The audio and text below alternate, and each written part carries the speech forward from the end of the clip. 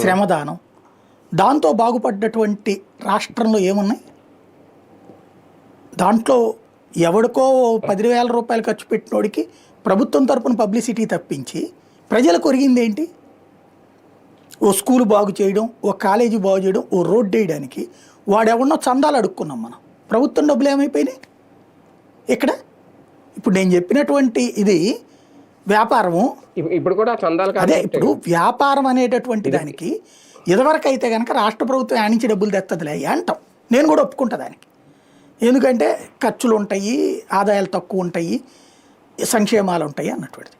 కానీ ఇప్పుడు సంక్షేమ పథకాలు ఏడాదికి 45,000 కోట్లు మనం ఖర్చు పెట్టట్లేదు కదా, తీసేసాం కదా, ఆ డబ్బులు మిగులుతున్నాయి కదా. పోనీ అది కూడా తీసేయండి.